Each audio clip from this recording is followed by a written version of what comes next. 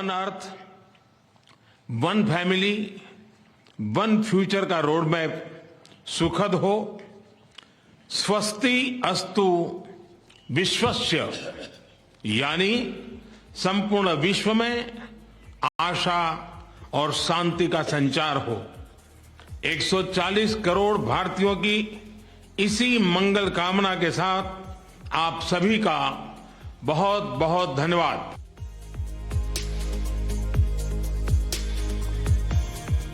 Well, it's the G20 booster, right, for D Street, which remains to be seen. You're watching the market, by the way, right here on ET Now.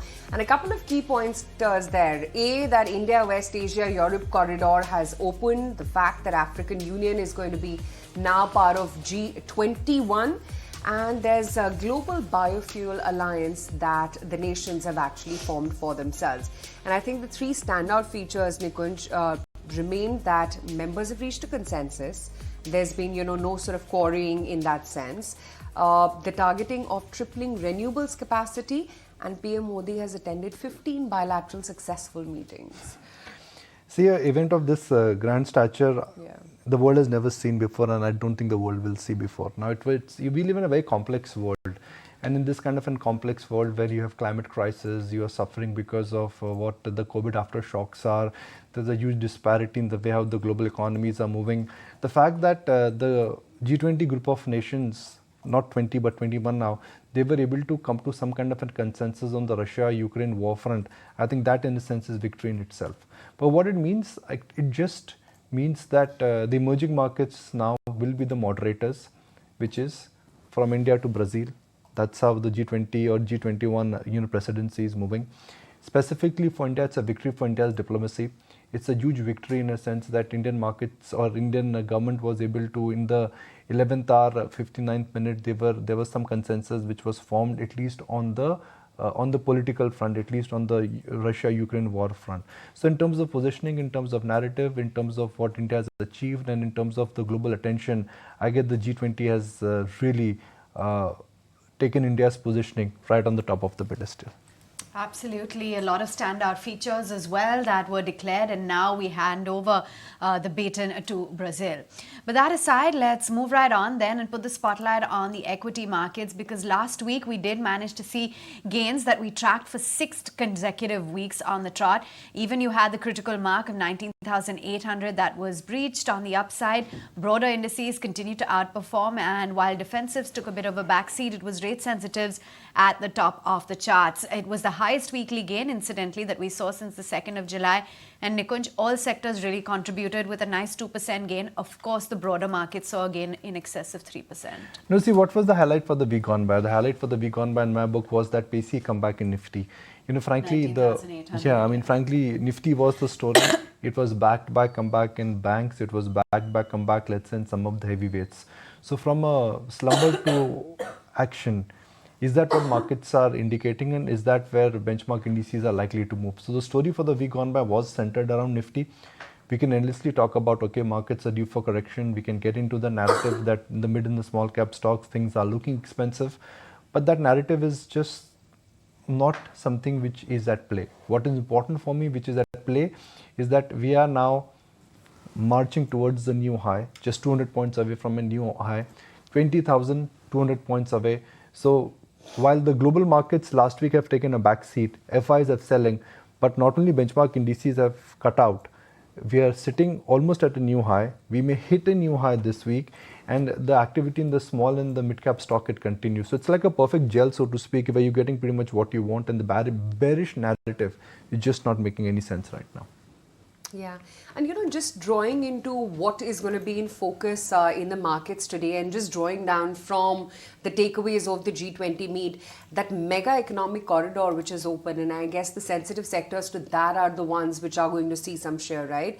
I mean, it includes data, rail, electricity, hydrogen pipeline projects. These are very long gestation agreements. Sure. So in terms of, yes, there is a new trade route, there is a new bilateral agreement on data that will change the future decision making. But markets, what happens in the short term, you start preempting what will happen in the long term. And you may actually see more renewed action in some of the railway stocks, freight stocks. Data, I don't think there is anything real which you can pick up excepting few companies which have interplay on data centers. But yes, I mean, the way how the freight and the logistics would move in coming years versus how they've moved, I think it would be entirely different. I mean, it's like saying that when Silk Route was discovered, it changed the rate, it changed the trade. When the sea route, spice route was discovered, it changed the entire logistics and the lay of the world. Sure. This is a route where if it goes through the way it has been planned, it's just going to change the bilateral trade and change the trade orientation of the world. But that will take years. That will take some time. Meanwhile, in the market today, since there is momentum in railway, freight, and some of the logistics stocks, the price action could be captured today, which frankly, I mean, you should not chase them today. That's my limited point, because the markets will capture the price action today for something which will be a reality, not next year, but not next to next year, but in 3 to 5 years minimum. Okay, just a quick check-in as to how the global markets as well wrapped up. And they did wrap up on a fairly decent note. So mild gains being eked out on Friday's trading day, and you did have the Nasdaq as well, which settled into the green. So they all three indices did manage to post a losing week, though it was the first negative week that you saw for the S&P 500 as well as the Nasdaq. A lot of data on inflation is expected, and what could potentially happen with respect to the Federal Reserve this morning. Asia started off on the back foot, it looks like it, barring the Kospi as well as Shanghai. It looks like it's down for the most part. The Gift Nifty down about 18 points in trade. But let's hear it out then from market experts that we've been interacting with on the channel. Power is a long-term structural theme, according to Rishabh Sheth, the co-CIO at Karma Capital. Let's hear out what he thinks about the sector.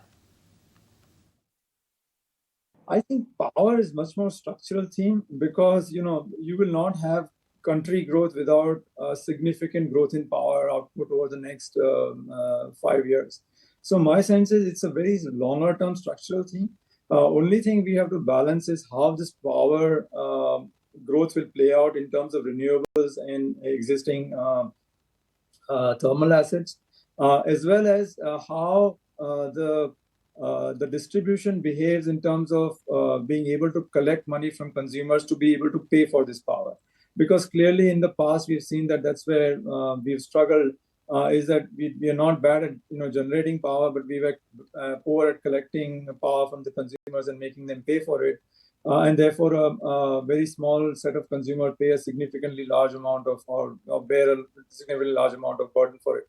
So I think the real key in power reforms, according to me, is to ensure that we end up making consumers who need to pay for it, because that is the only thing which will kind of drive the viability of the sector longer term.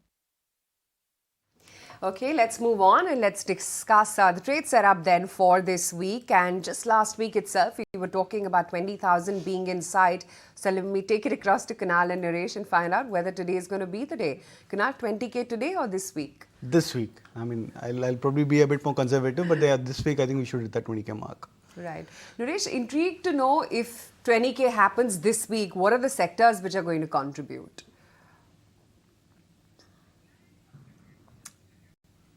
Naresh, which sectors do you think are going to lead the charge to 20,000 on the Nifty? So for now, it has to be banking, which has been lacking behind. And in that, we are starting to see some bit of a recovery. We've started HDFC Bank, make a recovery from 1600 odd levels, 1600, 1580. ICICI Bank is coming close. SBI is making a reversal. So banking as a sector looks promising, and which is where the highest weights are as well. And then there could be some support from IT, which is where we are seeing at least the some of the names are making a reversal, something like HCL Tech or a bounce back left in Infosys. So overall, it should be banking and IT which could give the support. Right. So, Kunal, if it's going to be 20K, what's going to be driving the markets up higher? And share with us your top trades. The refreshing change this time around is that it's not restricted towards one or two sectors. You've seen metals participating across the board, mid caps, small caps. Within large cap names, there have been good comeback which has happened for the likes of HDFC Bank. ICICI Bank has made a decent comeback. You've seen recovery and a stellar move from the likes of L&T, etc., which again has managed to participate after a bit of a lull or a sideways phase for itself. So when these large cap stocks made a comeback, IT stocks have also made a very good comeback in the last 1 month on a relative basis, as well as in terms of the previous swing highs of 2022 for many of the mid cap IT names. So there is definite amount of momentum as well as buying which has happened to these spaces. And I think that's the more attractive feature for the markets this time around. And that's why I believe that it may not just be a flashy breakout like what we went through in 90,900 maybe a couple of months back, a month back for the index, but this time around would be more sustainable. All right, let's find out what's on Nuresh's radar as well this morning. And Nuresh, what is it that you're picking out this Monday? So the first stock, looking out for a change in oil and gas, that's an index which has done well. So in that ONGC comes up. The stock has now been making that attempt around 185, 196. It gave a breakout above 180 levels, making a classical flag formation after the breakout. Once it breaks out over 186, should be a quick move towards 200, 220 in the short term. Maintain the buy stance as from last week also on the stock. Stop loss at 176, target price of 220 now. Second is a buy on IndusInd Bank. The stock has broken out about the 1430, 1440 mark. This is the fifth attempt where it has broken out. And after breaking that breakout about 1300, which was the previous multi-attempt high, the stock has gone into a strong trend. So expecting a move towards 1600, stop loss to be kept at 1400. So Kunal, week of 20K, what are the stocks that you're betting on? So betting on a mid-cap and a large-cap name, Havells is something from the mid-cap arena, looks attractive for a target of 1500. Very strong breakout. It's a classical triangular pattern breakout for Havells, something which the stock has not been witnessing over the last many months as well as over many quarters. So this could be a very strong and a positive breakout for Havells. 1500 as an immediate target, stop loss at 1415. And IOC also displayed a lot of momentum on the upside. So 94 was the breakout point for IOC. The stock has confirmed that breakout on Friday. Would expect a very strong follow-through up move. 104 as the target, stop loss at 90. All right, thanks for those top trading recommendations. Let's get it down to individual stocks that we're discussing that will be in the news today. Anisha's right here with us in our studios to pinpoint those. And Anisha, let's discuss large cap banks and large cap IT. So start off then with the ICRR impact, the fact that it's been discontinued. What's going to be the impact on the banks? Well, this is coming as a bit of a surprise because we were prepared for the worst. We were, kind of factoring in that the ICRR will continue for a few more weeks. It has been now discontinued. Of course, it will happen on a phased out basis. The 25% of it was already phased out on Saturday. The next 25% will phase out on September 23rd. And then finally, by the first week of October, we will have no ICRR. Of course, this was impacting the NII and growth for a lot of banks, and that and it being discontinued is something which will be a positive impact for a lot of banks. HDFC Bank, analysts say, is the one which will be most positively impacted because they were getting a hit of almost 2% on their NIIs on account of ICRR. The impact of other banks, however, is in the range of 0.2 to 0.5% of NII. Axis Bank will not have a major impact because they had lower incremental deposits during the period. So that table should also come up for you on the screen, the kind of impact that we are seeing on individual banks. But Nikunj, definitely a good news coming in for the banks. The question is, can the underperformance reverse on account of that? I'm surprised market did not react to it on Friday. I mean, they should have ideally reacted to this kind of a news. So ICICI Bank or even for that matter HDFC Bank, the underperforming ones where the NIM impact would be the highest, they should have seen some kind of change per se, even on an intraday basis. I mean, the spike is not very large in my book considering the recent bout of underperformance. One is the message, and second is the impact. While the impact is something what Anisha has spoken about, but the message I think is very important at a time when in general we are talking about high commodity prices, bond yields going higher. Reserve Bank of India is actually looking at not sucking out a lot of liquidity. So the message from Reserve Bank of India is that they feel that the inflation number is well under control. And when you are signaling Reserve Bank of India could have come out and they've said, they could have indicated that we'll continue with ICRR. That would have been a precursor to some kind of a rate hike in the next credit meeting. But the fact that they've come out and discontinued it, it is a message that they're okay with getting liquidity back into the system and they don't worry about inflation that much in terms of a problem. And I think the one key stock to look out for today, Anisha, is going to be Infosys, especially the Citi takeaways on the management meet. Now, I don't know how to read into it because it's positive as well as negative. And that's been the case with IT, right? You've been getting mixed commentary throughout. Yes, there are a lot of deal wins that have happened, a lot of deal signings as well. The managements have been pointing out that there's nothing, incremental worsening as such. But I don't know how much to kind of read into it. Does it mean that things are getting positive, or it's only that the fall is actually going to get stemmed? The pipelines remain very healthy, so that's not the big question. The conversion cycles have been long, and this is what the managements have. Right now, what the company and industry is facing a challenge with is revenue conversion. Yes, the order visibility is good, the order bookings is strong, but there's a delay in ramp-ups. The clients are not willing to spend money right now, so you can't bill them. And that's the reason it's not showing up in the revenue of the company. And that's why everybody is worried whether they will meet their guidance and all of that or not.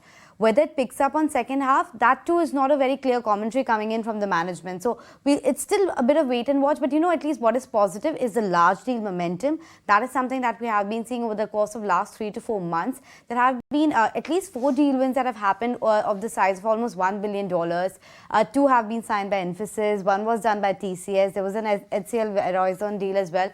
But the big question, of course, Nikunj, is when does it trickle into revenue? Or will you just give it the benefit of doubt that it's a matter of timing and not really the problem of, let's say, growth as such? See, they had large deals last quarter also, and the quarter before that also. Yet Infosys came and gave out a profit warning. So it's not that they're not getting business. It is just that the business is getting delayed, and the business, in a sense, is something which what market anticipated in terms of a trajectory, I think is getting pushed back. There are 2 ways to look at IT. The traditional business, that has stabilized. It's not that scary like it appeared in the first half of 2020, second half of 2021 or second half of 2022. It is not scary at all. That business has stabilized. Second is the AI disruption, which is what will keep the P multiples compressed, because that sooner than later, the AI new generation business will be impacting the bread and butter business. Then is the recent run-up. IT stocks are no longer bombed out. It's not April low. Infosys, TCS, the big ones, they've rallied quite a bit. The IT index per se has done phenomenally well this year despite the odds. So the scenario that the traditional business is stabilizing and will come back, I think is something what market's already pricing in. The IT index is up 13% this year. So while what we are looking at is we are looking at one end of the spectrum, which is that the traditional business getting large orders, but there's a new business which is getting disrupted, and that will be impacting the markets per se. Traditional business getting orders, something if markets were not pricing in, well, guess what? The stocks have already seen a run up. So now I think from a situation of whatever could go wrong for IT, I think things have moved right for IT and stocks have already moved up. I think the rally, what we've seen in IT stocks for 2023 as a comeback rally, I think that's over in my book. I'll actually also watch out for the Tata group of companies apart from apart from Infosys as well, on account of that Nvidia tie-up that they did. So for Tata Motors, Tata Communications, TCS, it could mean big things. Of course, the tie-up with Reliance was a bit factored in on Friday itself, but I think Tata's might be something to watch out for as well. See, I don't have understanding of how individual companies will be impacted, but yeah, I mean, Nvidia, ultimately it is the go-to stock in the global market now. Market cap of $3 trillion. That's where the action is. That's where the excitement is. And when they're coming and doing a tap with variety of companies here, I mean, Reliance, or for that matter Tata Motors, or for that matter Tata Com, the implications would be felt sooner than later. But I really don't have understanding on how that will translate into numbers. Okay, we'll wait and watch. Anisha, thanks for highlighting all the stocks in focus this morning. But here it out from Sunil Bharti Mittal, the chairman at Bharti Enterprises, hailing India's presidency over the induction of the African Union as a permanent G20 member. He also says that there has been greater engagement between India and Africa under the current leadership. And remember, this comes on the backdrop of their experience as well of doing business in Africa. I am now hearing a lot from the African leadership at the highest level that they are looking to India to provide lead in the digital public infrastructure space, which India has utilized to a dramatic effect in lifting people from the difficulties, especially towards financial inclusion, giving government services and DBT, etc. Airtel Africa is a fine example of how Indian companies and business houses can go and set up their own shops there and start to do a variety of things. Africa is truly the last continent of hope left in the world to produce more food, to provide critical minerals and metals to the world, which are much required in the new renewable energy program. I personally believe that in the coming years, you'll see Indian companies engaging more deeply with Africa. G20 India moment will be remembered for a very, very long time for a variety of reasons, including AU coming into the G20 and possibly a lot more. But importantly, the message that we need to lower the temperatures around the globe. We need to increase trust between nations. The massive trust deficit that has been created in the last few years needs to be dealt with. I think this is a big achievement of India. All right, and in fact, ET now caught up exclusively with the DEA Secretary Ajay Seth and G20 Sherpa Amitabh Kant to understand the key outcomes of the summit. Let's listen into what they had to say. So when you ask that consensus has been reached on a number of issues, that's the outcome.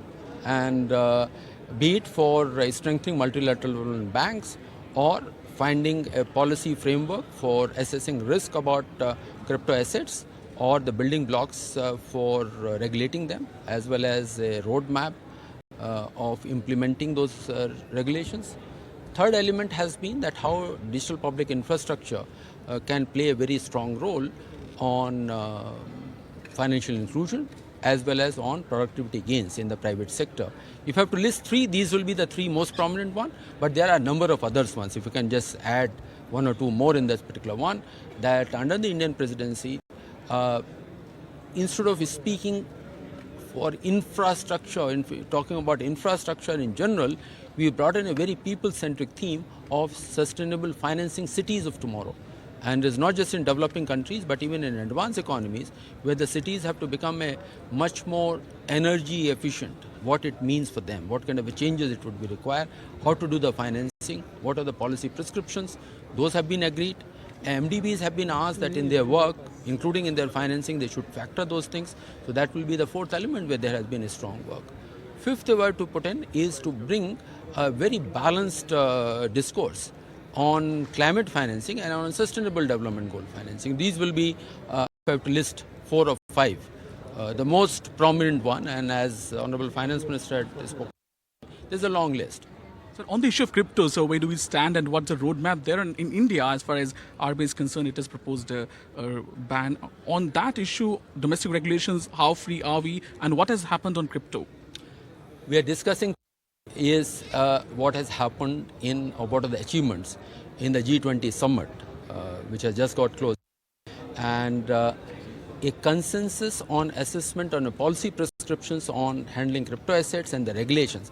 Based on the consensus which India has succeeded to build there, now we'll have to assess those recommendations, see those recommendations vis-a-vis our own economy, and then take a considered view. And to risk to Indian economy, sir, any other issue that has emerged so far as we are connected to the global economy? And do we need to worry about anything in all those meetings? Any of these sort of concerns have come up? So there's a huge set of responsibility, and as we say that the presidency is till 30th November, so we still have a lot of work to do, and finance track meetings are there. In this month there are a number of meetings, then next month is the ministerial meeting is coming up. So we have a lot of work to do. Until then G20 process will be on, and beyond that then we'll have to take forward and be an active participants on the issues which concerns us and issues which concerns Global South. This is one of the rare documents in the history of multilaterals where you have 20 countries, all of them agreeing on every single issue, including the geopolitical issue of Russia, Ukraine. It's no chair summary, there is no footnote. Everyone has a consensus. Every single para has a consensus. Every word has a consensus. And this really truly demonstrates India's unique leadership and Prime Minister's great leadership in bringing the whole world together. So this is a moment when the developing countries joined hands with India, the developed world joined hands with India, and Russia, China, everyone joined hands with India on all aspects of development, of growth, of progress, as well as on geopolitical issues. So this is truly, to my mind, this is a unique moment for India. Also, there were various challenges. There was a challenge on, some of the India narrative that we wanted to bring in, like Vasudev Kutumbakam, life, lifestyle for environment. There was a challenge on women-led development, etc. And there was a huge challenge on the climate side where the developing countries' perspective was not being taken care of. We brought it all together because if this document is powerful because it speaks the voice of the developing nation. It speaks the voice of the global south. and it speaks the voice of the emerging markets. And to that extent, this is a very, very powerful document, which for the first time demonstrates that actually we can bring the developing world together and bring their concerns to the table. And that's what India has done really in this document. Bali had a footnote. Even the Ukraine para it was a split para. It was a split para because it talked about most members, some members, few members, but the Prime Minister told us that G20 of India must have been consensus driven. Consensus has to be the basic foundation of G20. And therefore, there was no option but to work around bringing everybody to a consensus and ensuring that multilateralism functions well when everybody is ambitious, everyone is inclusive, and yet everybody is able to build a consensus. And that's what we've done also in the Russia-Ukraine para. We brought back the strength of G20. We brought back the ambition of G20. We've made it a very, very inclusive body now. And, it really is a voice of the Global South in this entire document. If you read it very carefully, it's from the preamble itself. It is speaking the voice of the Global South. And let's also talk a little bit more and understand how the Global Fuel Alliance is going to benefit India. Let's hear it out from Sumant Sinha, founder and chairman and CEO at Renew. I think on climate change as a whole, a lot of progress was made at this G20 summit. First of all, we got the world to the G20 to reaffirm the target of 1.5 degrees centigrade, which is a sort of a shrinking window, but still achievable if the world really puts its head down and moves towards it. As you know, G20 countries represent almost 80% of carbon emissions. So it's really important what this group really tries to do and think. So that is one very important. The second very important was that the G20 also reaffirmed that the world should get to net zero by 2050, which means that if some countries like India and China get there in 2060 and 2070, that means other countries will have to get there earlier for us to get the globe as a whole to get to net zero by 2050. That's a very, very important step forward. And I'm just hoping that a lot of these targets will be taken forward at COP28 that is going to be held in the next couple of months in Dubai. So it's really created a very strong platform for that. The third very important thing was the fact that there was this consensus that the green hydrogen area really needs to be moved forward much faster. And for that, there were a number of things that have been spelled out, including, for example, agreeing to the definition of green hydrogen, getting a green hydrogen innovation center set up under the ISA.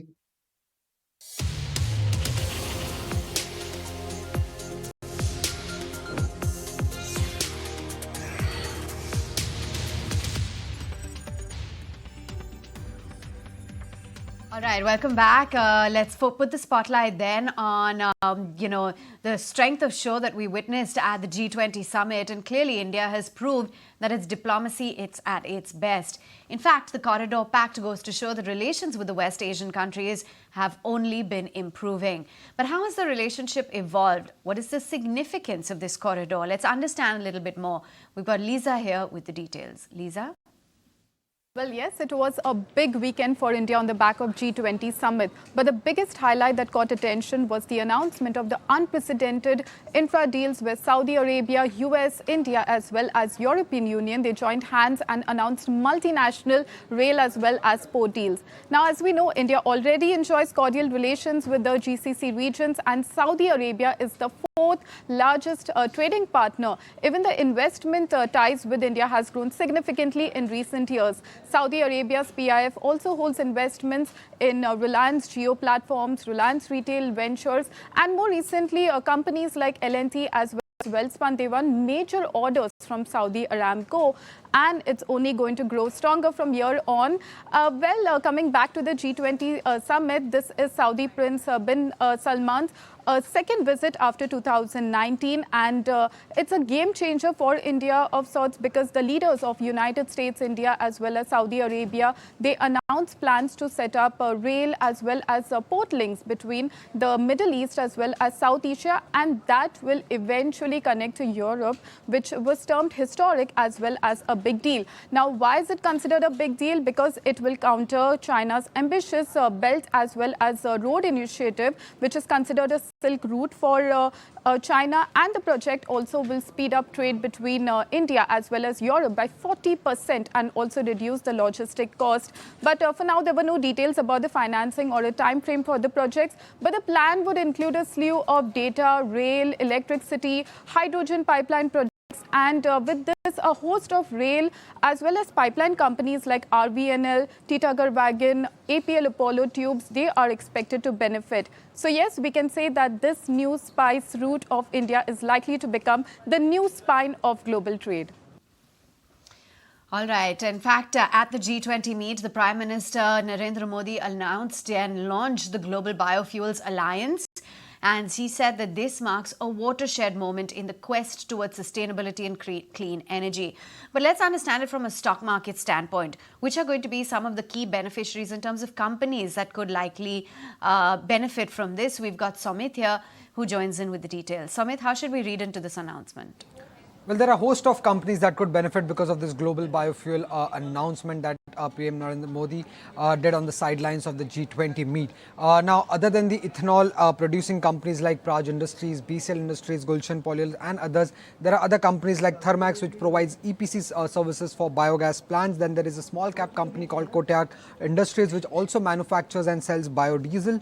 Vinati Organics, because they manufacture methanol, a key raw material needed for biodiesel production. Then there is Everest Kanto, which could also benefit because it manufactures cylinders which can store biogas. Then there is EKI Energy Services, another small cap company which provides carbon offset accounting and trading services. Escorts Kubota, because they are an indirect beneficiary of the boost in rural income that we will see owing to exports of biogas. And there is then there is Kirloskar Oil Company. Now this company could actually lose out because of this biogas alliance, because this company manufactures biogas genset, and increased access to foreign technology can mean lower sales for certain local technology providers such as Kirloskar Oil. So watch out for these stocks in trade on the back of this global biogas alliance that was announced in the G20 meet. Naresh, we've seen a comeback in Tata Motors again. Has the stock corrected enough? Is it a buy now, Tata Motors?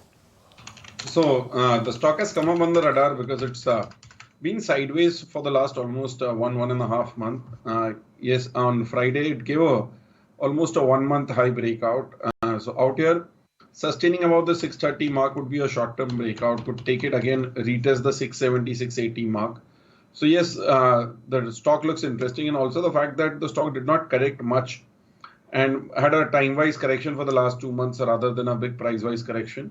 So it becomes a risk-reward trade wherein you have a stop at 610, target price of 670 to 680 in the short term. And it could again continue if it sustains above those levels as well. Yeah, 24th. Okay. Tata Motors 627, that's where things are stacked up when it comes to Tata Motors. I just want to look at the pre-open session, and the pre-open rates, at least the GIFT Nifty is indicating that we will make a new high, looks like very soon, 19,920. Nifty, where did Nifty futures close on Friday? Because you'll have to look at the implied change always, because GIFT Nifty trades while Nifty futures will only start trading at 9:15. So look at Nifty futures close on Friday.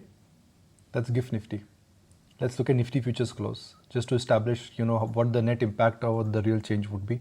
It'll just come up. So Naresh, up ki baar 20,000 looks like it's a reality. So ideally, the expectation is we should cross 20,000 and go towards 20,500. So that would be the short-term expectation. So we made a bottom, we've made a flag breakout. And if we look at it, most of the other indices are already at 20,500. So the view is 20,500. Sandeep Sabharwal joins us now, and he's just been traveling. He's been on holiday and he's back. How was holiday? All good. And he's been watching And some great tennis as well, I guess, Nikunj. Yep. Djokovic, Yeah. 24 Grand Slams. Yeah, absolutely. He has absolutely created history now. You know, tremendous. only thing where highs are made, Sandeep, one is for Djokovic in tennis and for Indian markets when it comes to the numbers. Yeah, so let's see if there's a correlation. Absolutely amazing. I mean, just when we thought that after the last Wimbledon that Djokovic had reached the prime of his career, he comes back and he comes back decisively. I missed the match last evening, so I did not catch up the match. But yeah, I mean, I was waiting for the cricket rather than tennis. And then what happened in cricket, we all know that. But yeah, I mean, Djokovic, hats off to the man. I mean, he is a legend. Master of his craft. It was at an unearthly hour also, but it was crazy because I believe he cruised to a very easy win in the first set and then he claimed 6-3 and there was it was quite a tough fight, tried to stage a comeback, but there you go. It was him, really clinching that title. Okay. Sandeep, what's been keeping you busy apart from enjoying a break from the markets and from meeting our studio? So I think markets have been interesting in the sense that we've seen again a sort of break in correlation of Indian markets with the global markets, which happens, but it does not sustain. So I think that's something we need to watch out for. The result season came and went, and I think to that extent, all of that got factored in. Now, there are some concerns related to valuation, what the impact of monsoon not being as good, etc., will be there. But overall, I think my base case view always was that October, November will be the time when we should see some sort of correction in the market, which should happen because the rise in the mid-cap indices has been quite euphoric, and typically that has to be followed by some sort of correction. So I think to that extent, people who are buying speculative stocks at this stage should be a bit careful. But I don't see a very deep sell-off in the sense that it's not going to be 10-15% kind of correction. So I think a moderate correction, which will give opportunities to buy. Overall equity outlook, I think, is still constructive. Sandeep, did you watch the G20 spectacle in terms of that? Quite the feather in the cap for India being such a host for this time around, and especially the mega economic corridor, Sandeep, which gets open. Just wanted to understand the market implications because these sectors already are the hot ones in the market, right? Be it data, railways, electricity, renewable energy. Do you see a significant more move, at least when it comes to the railway stocks? So, Nali, what's going to happen? Aisha. So, what's going to happen is that these are very long-term initiatives, and it requires a lot of agreement between different countries. So, there is a shipping corridor, then there's railways, it goes to several countries, etc. So, it's very long gestation. It will take 8-10 years at least to come through. So, to that extent, buying those stocks now in the expectation of that will happen might not be such a great idea, especially when many of these stocks have run up so fast. On the biofuels front, the initiatives might happen faster because it's more country specific. So specific countries will implement their mandates, etc., which have already been there for some time. So to that extent, there the movements might be faster. So what have you bought or sold in last 15 days? So we've been adding on to our old holdings in Praj Industries because I think the outlook's improved with their foray into compressed biogas segment now becoming more clearer and visibility of growth being there from that. And the Biofuels Alliance might help them. Their Panipat plant, which works on agri residue, which the IOC had set up. I think there the production levels have gone up substantially. I think there are several positives going for them. So that's although the stock has moved up, but I think it still holds potential. The valuations got held back because people thought, what after ethanol? And now there's clarity of what can happen after 1G ethanol. second, we've been also accumulating Voltas because I think that's one stock in the mid-cap side where it's still reasonably placed. It's 30-35% off the top. People became negative because of poor summer sales of AC, but on that front, results are okay. Their projects business order book has ramped up substantially, and I think that's where a lot of growth might come through. I think that's where one stock I see value. And we have also accumulated Aditya Villa Retail at slightly lower levels because I think all negatives are in run up to the festival season. We could see a revival. So that stock went to 350, 360, fell to 200. So I think around 210 levels, it looks reasonable for the long term.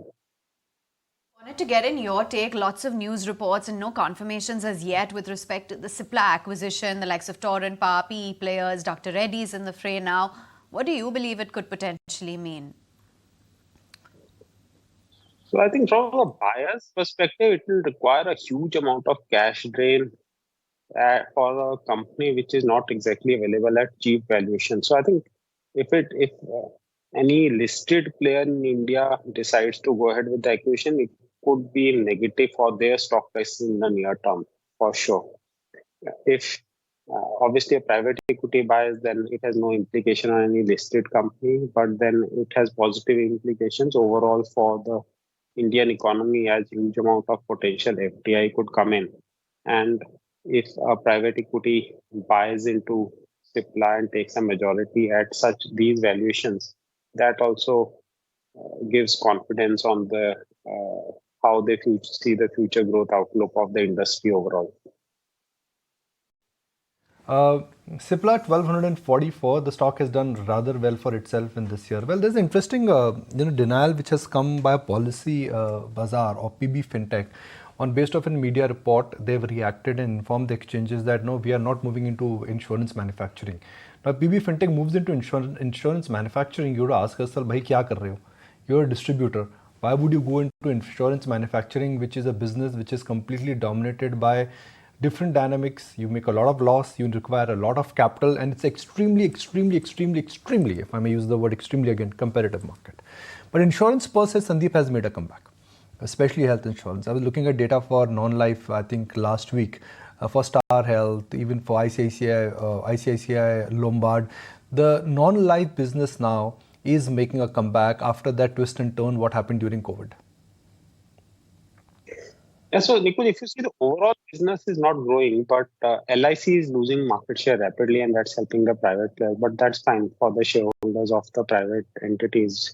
And in the overall insurance pie, now the growth has been erratic. Like in some months, the growth has been very strong. In other months, they have been subdued. So I would think that it's a sector which is reasonably placed, but just on valuation of most of these companies, I don't see any big upside in the near term. Couple of other stocks which are going to be in focus, and we've already talked about the ICRR impact on banks. Having said that, you did not really see a very meaty move on banks in Friday's session. Yes, they spiked up to the day's highs, but cooled off a little bit from there as well. But Kunal, from last week, HDFC Bank has really come to the fore. Do you think leadership will remain with either HDFC Bank or some of these large private banking names? So interestingly, the leadership in terms of the price performance has come back into few large cap names, not all of those large cap stocks. For example, if we look at a relative scale, now HDFC Bank is nearing its previous swing high breakout, which was around the 1650 odd mark for the stock price. So it's nearing that by a margin of say 1%, 1.5%. You try and compare this with the other private sector banking names, like for example, IndusInd Bank has actually given a breakout of that 2-month, 3-month of consolidation. Axis Bank is again a couple of percentage points away from breaking that 995 mark, which is the previous high for itself. Kotak Bank is significantly off. So it's very few large cap names which have participated. The only refreshing part for HDFC Bank was that the stock has seen a lot of dramatic change in the open interest positioning. And I think that could be one of the key reasons why you may expect a strong momentum on the upside for HDFC Bank. Formations of RSI divergence on the daily time frame, which has not been seen for the likes of Kotak, Axis, etc. So that is the distinguishing factor for HDFC Bank, which I believe could lead into a decent rally for the stock. So would be bullish on a few of these private sector names as of now, because the evidence is just restricted towards very few stocks within the space. Sandeep, is private banking, the large 2-3 names, more like a no-brainer trade now? They're cheap, they've not participated, nothing is wrong. Underlying bullishness of the economy is going to only help them. Is Kotak Mahindra Bank and HDFC Bank more like a must-have or go-to trade immediately? HDFC Bank has underperformed after having a run-up post the merger approval. Now, in the near term, it should do reasonably well, given that ICRR uncertainty has been reduced. Now we need to see the actual impact of the merger on the margins over the next 1 or 2 quarters to finally say that what kind of mojo it can retain and come back with. Axis Bank, ICICI Bank, I would think are better placed because they don't have that those merger issues to deal with. So in the near term, because HDFC Bank underperformed so much, we could see some outperformance. But longer term, I would prefer Axis or ICICI.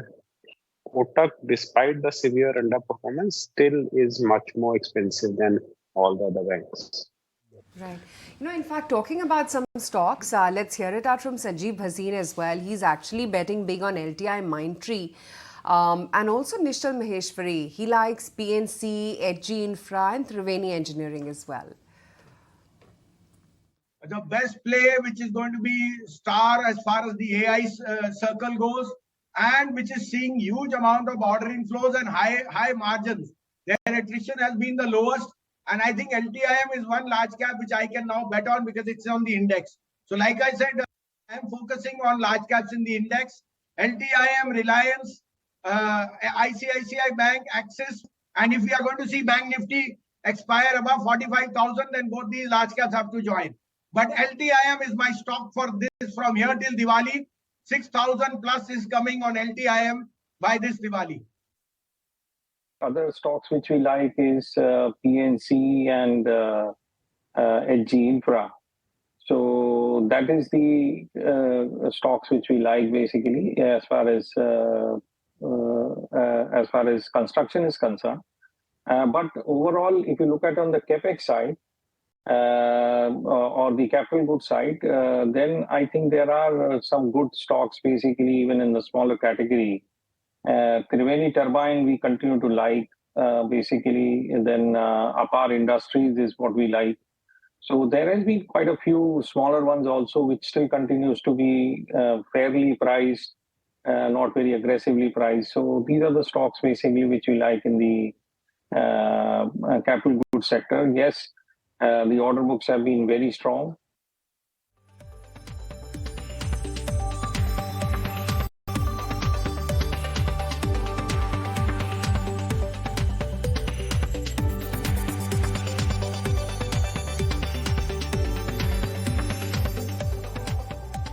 Five crore shares of HDFC Bank, they've exchanged hands, and this is in the pre-market FI window. And this is one stock which has done very, very, very well for itself. Yes, I said IDFC, right?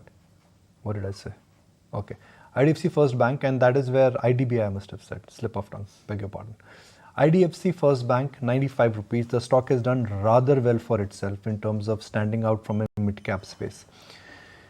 Sandeep, now the market always tends to, and especially when it comes to addressing our viewers here, they are always looking at high beta names, mid-cap banking names, stocks which are cheap and stocks which could participate.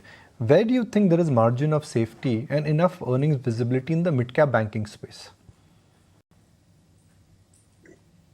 So I think in terms of the overall financial space, actually I don't buy smaller banks because having looked at previous cycles, I know that they eventually come back to revert back to mean and below.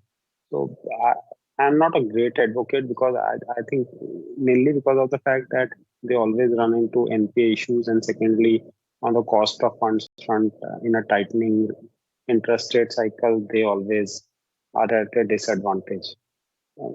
So I would not be the right person to ask this question actually. 95.5. It's done phenomenally well for itself.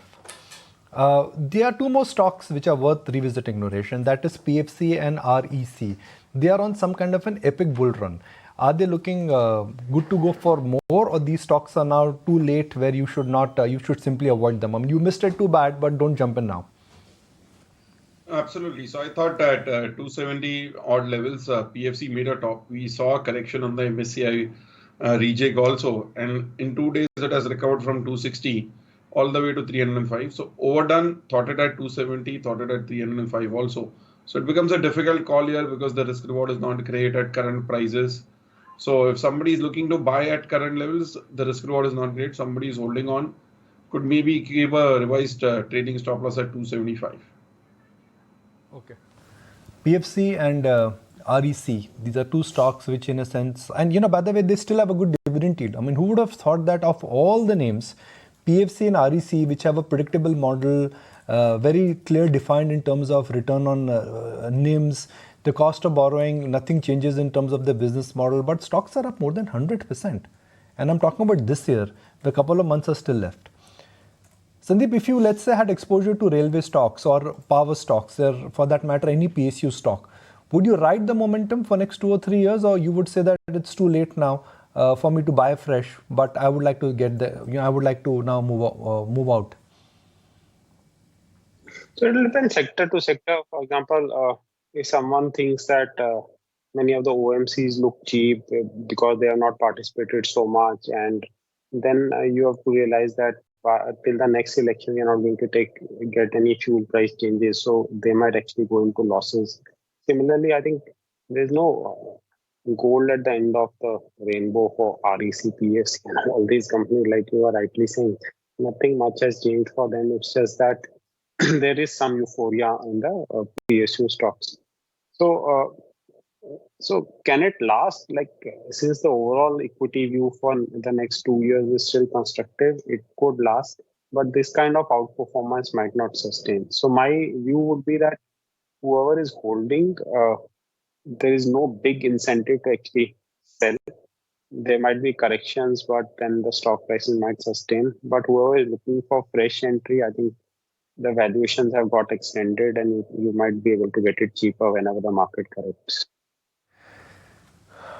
Kochi Shipyard, Mazgaon Shipyard. Well, I can throw in even Garden Reach. This entire shipbuilding space has been the prime mover in last couple of days. Cochin Shipyard up 126%. For PSU stocks, 100% is normal this year, is it? Yeah. Yeah, every stock is up 100%. I mean, you take PSU banks aside, but in general, 80 to 100% is the new normal. If you've gone up less than 100%, if you're a PSU stock, you've underperformed. You've underperformed. Which means you've underperformed. Yes, and I think the defense stocks, particularly the shipyard names, in the last 1 month, they've risen up 50%. I think more than 50% in just last 1 month. August made somewhere, GRSE was around 600. And the stock, I think, on Thursday hit a level of 960 or 980 for itself. And so is the case with Mazgaon or Cochin Shipyard has been on upper circuit, I think, the last couple of days. So phenomenal uptrend for these stocks. Sandeep, I just think about this year, and it's just been a year where you've seen extraordinary volatility, fantastic returns, and unbelievable moves. Extraordinary volatility in Adani group of stocks. Extraordinary. Came cracking down, recovered, and now they've stabilized. You've seen an unusual move perhaps in some of the railways and in some of the defense stocks. And you've seen a great comeback in IT. At the beginning of the year, nobody expected this kind of a price hike. I mean, you may go up by 15%, 20%, that's understood. But 80 to 100% is the average gain for the PSU non-banking space this year. Yeah, so I think that's why markets are what they are, and they tend to surprise us. So there have been such a wide variety of stocks that have gone up. So there's no use regretting what you bought or what you did not buy. So like contrarian buys, I remember contrarian buys which we did in Lupin, Bharat Forge, etc. when they were not doing well. All those stocks, I think Lupin is up some 65-70%. Bharat Forge is up 50-60%. So I think you need to you need to actually look at stock which you would actually have bought. So for me, for example, I would never have bought too many PSUs. So if I never would have bought too many PSUs, I will never, there's no need for me to regret looking at how those stocks have moved because that's the investment strategy. Okay. 14 points down for SGX Nifty, and for Nifty futures, well, as you could see that there is no large price change. So Nuresh, how would you approach railways, defense and shipping stocks this week? The approach is to not approach them right now. The risk reward is way off, and it's difficult to be trading at such say volatility also. So for now, look at the other side of PSU, something like oil and gas. That is where I would be more interested. So we are seeing a good breakout in ONGC and Oil India, and even an IOC saw volumes. Even a power grid is coming close to a 52-week high. So there are a lot of defensive plays left in the PSU side, which could look more interesting. Infosys, let's see what that stock would open at. And Sandeep, Citi has come out with a note on a management meet and still very blow hot, blow cold kind of commentary. While they've talked about large deal ramp ups are going to aid their growth, they've also said softness in short cycle deals continues. We all know about the sizable large deals that have come in, but again, not really categorically telling you whether the near term is looking rosy or at least the worst is behind us. I say it's impossible to decipher the commentary these large cap IT companies give. Like they just talk in such language that you just cannot interpret what's going to happen. So you need to take your own calls. I think on the IT spending front, given where the interest rates are in the US today, they will definitely be cut down in discretionary spending, slow down, people will be cautious, etc. So IT performance this year has been so disparate. Large caps have done nothing, while on the mid cap side, there have been such tremendous performances. So even there now, many of the mid cap IT companies are trading at valuations higher than the larger cap ones. So whether that will sustain or not, we'll see. So I would think that we should still be cautious on IT overall. 2 minutes to go, and then we'll get the pre-open rates. Not that anything exciting is there in terms of the pre-open session. You will see impact on a Praj, you will see impact on some of the railway stocks, you will see impact on some of the ethanol and biofuel companies. But remember, these are things which will not fructify or anything will happen in next 2-3 quarters. These are long cycle, big policy impact. I mean, it's like China Plus One when it started at peak of COVID. Now you see evidence of that. The whole outsourcing story in manufacturing started from COVID, and it is now seeing evidence. But also, you got to realize that a stock like Praj, or for that matter Gulshan, or any of the sugar companies, they've already seen some extraordinary run-ups. So biofuel, I think, is need of the hour. It is something which is, which is all about climate change, carbon emission reduction. But from a market standpoint, if these stocks they go higher in the short term, I think it is something where you got to ask yourself is that are some of these stocks trying to run before they can walk? Because the run up in some of these stocks again has been by far extraordinary. Another pocket, Nuresh, where the gain has been extraordinary is the entire electronic manufacturing space. You got a Keynes to and Sirma SGX, or you got price action in a Dixon and Umber. So out there, say the newer ones always do better. That has been the case. So Dixon, for example, has done well in the short term, but is still lower than the highs made in 2021. But Sirma SGS has gone up from 280 odd levels to 580. The case here is the trend is still positive, and they've not seen a very violent move. So it has been a slow and steady uptick all through the last 4 to 6 months. Overheated, so not expecting a deeper correction, but a time-wise correction could be normal. So out here a 10-15% fall from the top would be normal in say a couple of months of sideways action rather than a big drop. So out here, yes, the trend has been strong. There is a lot of talk about the sector. There have been 3 to 4 initiation coverages across the broking outfits, and that after a 50% run up. So overall, the viewers expect a pause, not maybe a sharper correction. Okay, the pre-open rates then this morning, and let's just revisit what the Nifty is at and whether or not you're seeing a move ahead. And an attempt to that 19,900 mark should happen. Yes, it is 19,930 on the Nifty futures and climbing even further as we speak.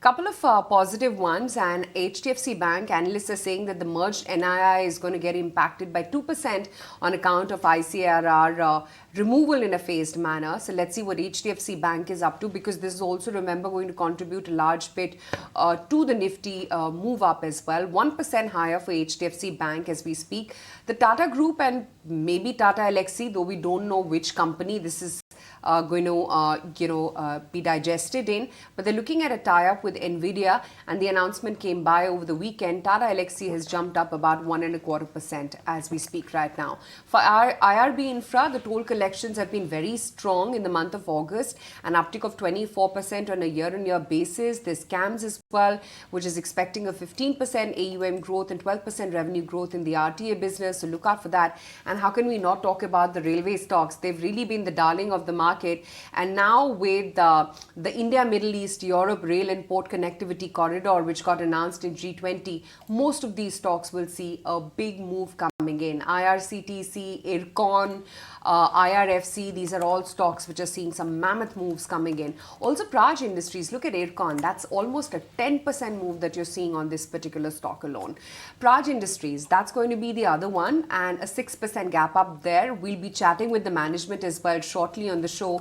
The Global Biofuel Alliance, which got launched on the sidelines of the G20 summit. In fact, we'll try and understand with the management as to how this really spells into business for Praj Industries. Shishir Joshipura will be joining in at 9:40 a.m. to talk about exactly that. We're going to be chatting with the management of RVNL too. And I can't really get my eyes off from what the railway stocks are up to. RVNL should come up for you on your screens, but the big mover is going to be IRCON, not IRFC as much, but IRCON, which has now gapped up about almost 10% as we speak right now. There you go, that's a big move on the stock. JSW Energy as well, wherein reports are indicating that TPG, Brookfield are all in talks for a JSW Neo stake, which is eyeing about almost $500 million odd. That's JSW Energy, not much of a mover there in trade. But let's get some mid-cap strategies going, Kunal. That's where all the action also seems to be, while the Nifty is also chugging along to that 20K mark. What's on your mid-cap radar?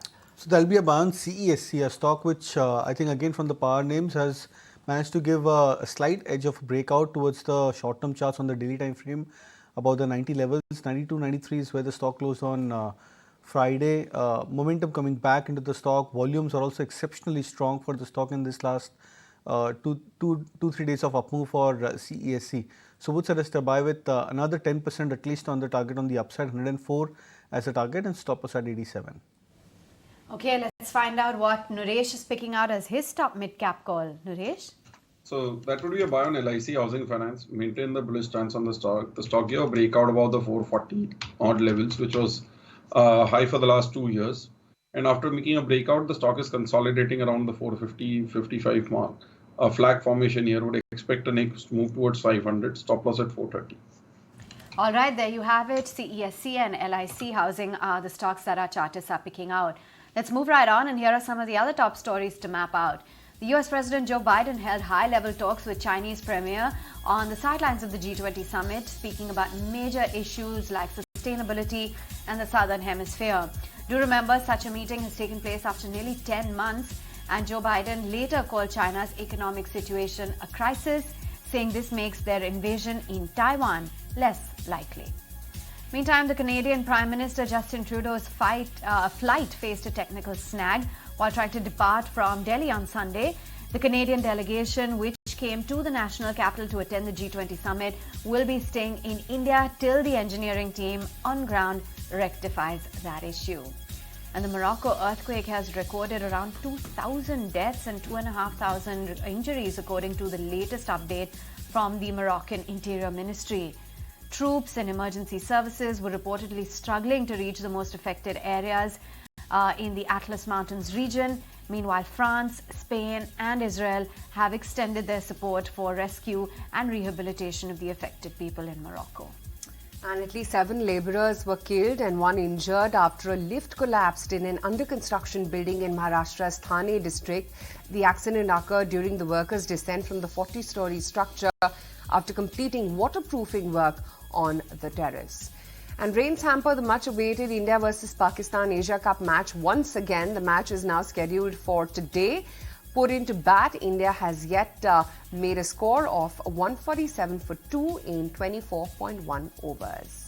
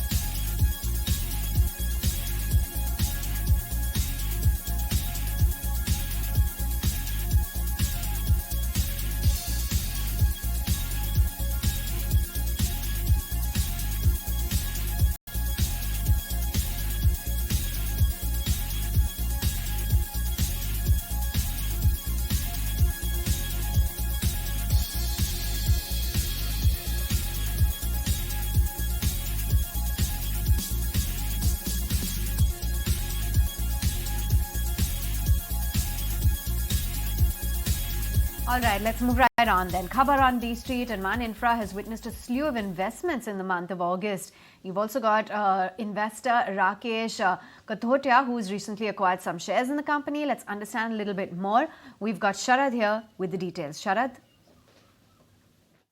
Well, yes, in focus we are having Man Infra and Ace investor Rakesh Kathotia has acquired almost 5.5 lakh shares in the company. Now, Rakesh Kathotia is the promoter of Khazana Trade Links as well. Now, importantly, last month we had also reported that Samco Mutual Fund had added roughly 20 lakh shares in the company, and also promoter buying was seen, and roughly more than 1.25 lakh shares were acquired by the promoters last month.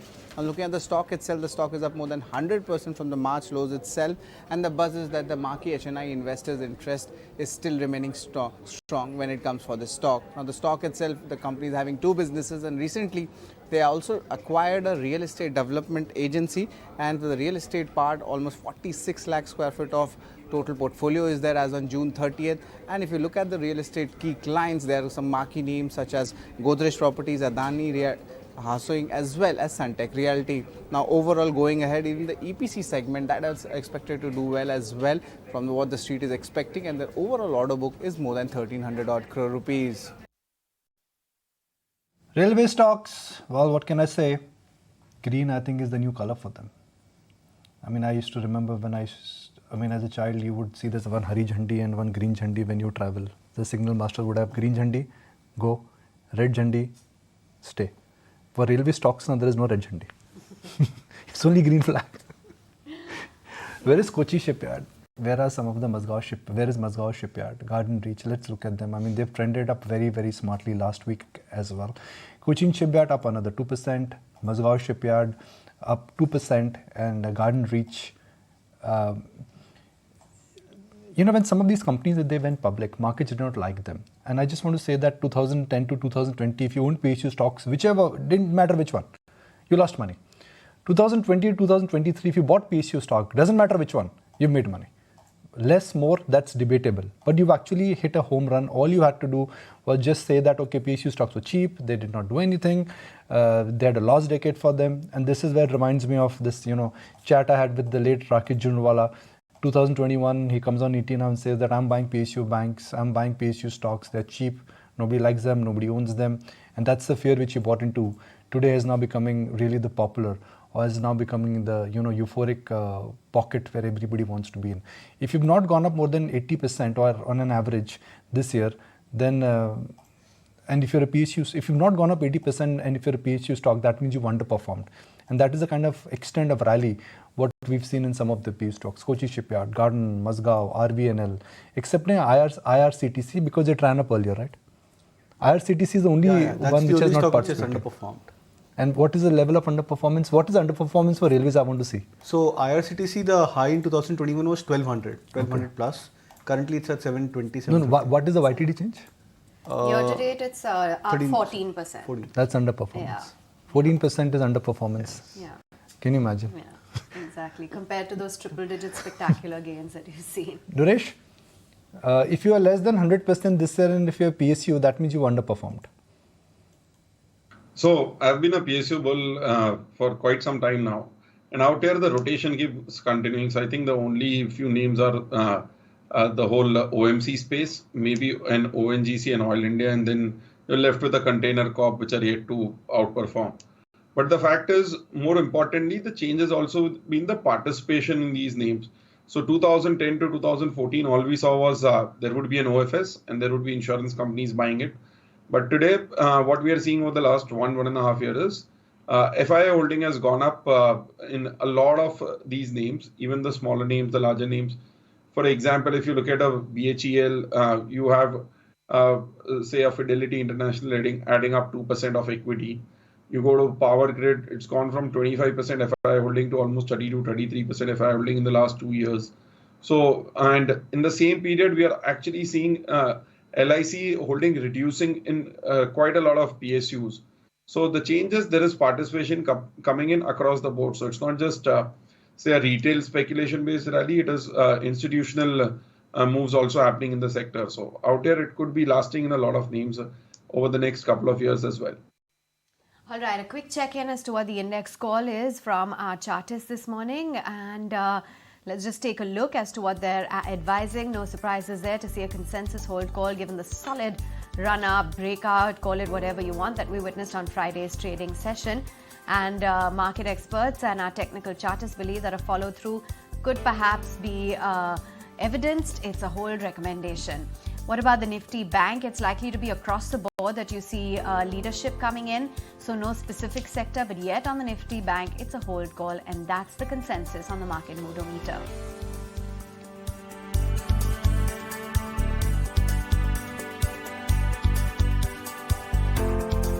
Okay, it's not just railway stocks or for that matter shipbuilding names, but look at what's happening in the sugar and the allied spaces. Look at the move on Praj, look at what Balrampur Chini is up to, or what Triveni Engineering as well is doing in trade right now.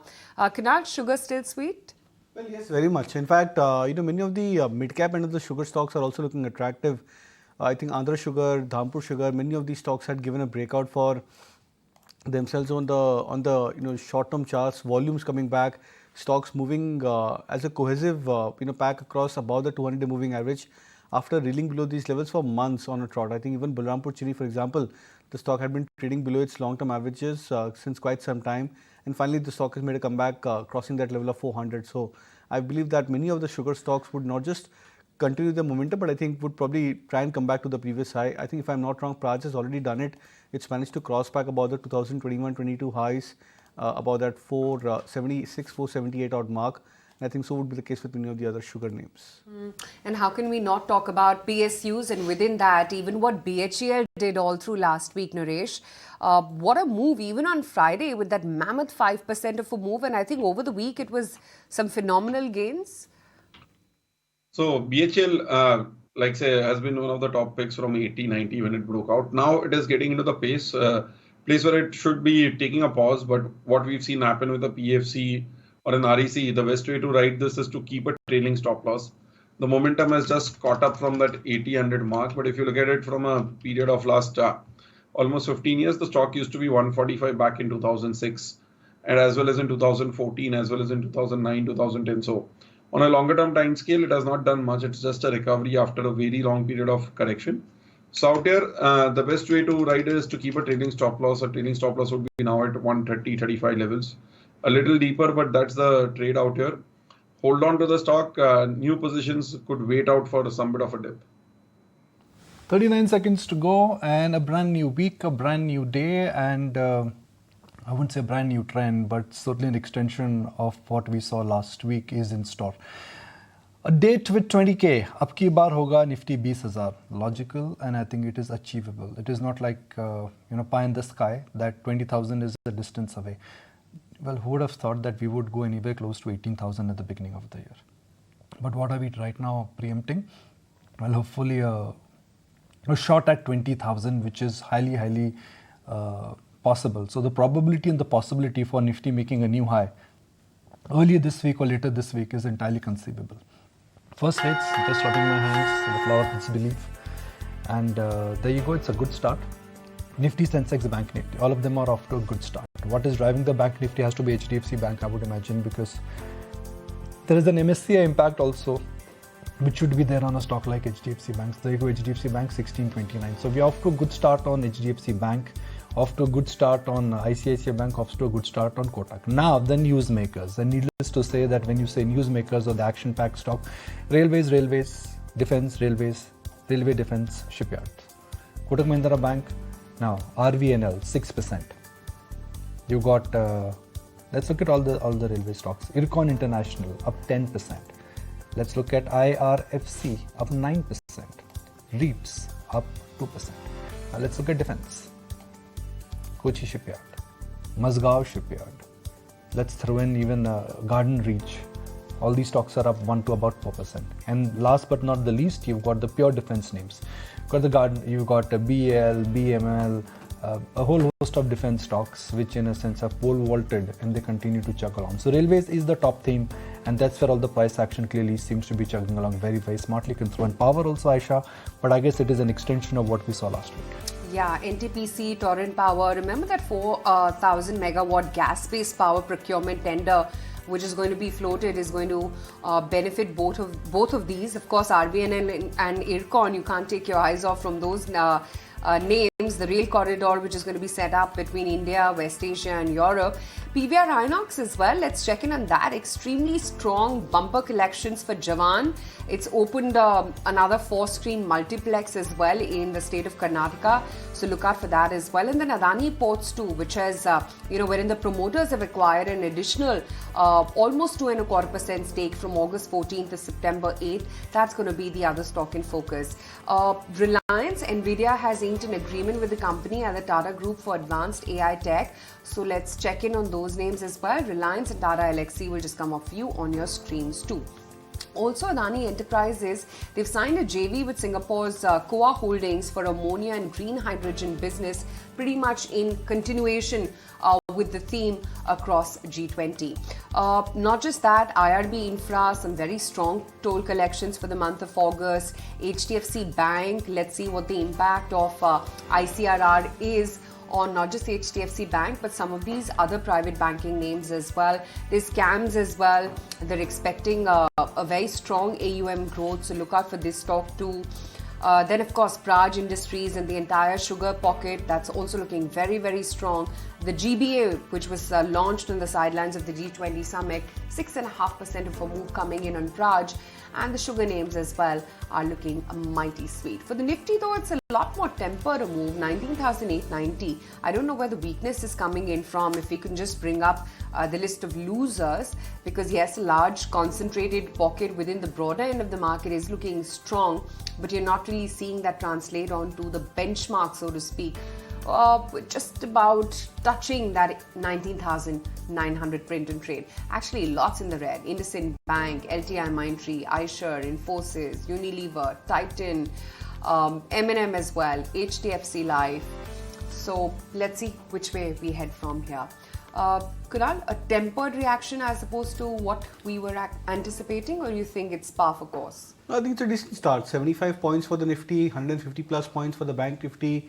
Premiums for both the indices remaining at, I think, above the Friday's level, 45 points for the Nifty and I think 160-70 points for the Bank Nifty. Overall, looks quite okay.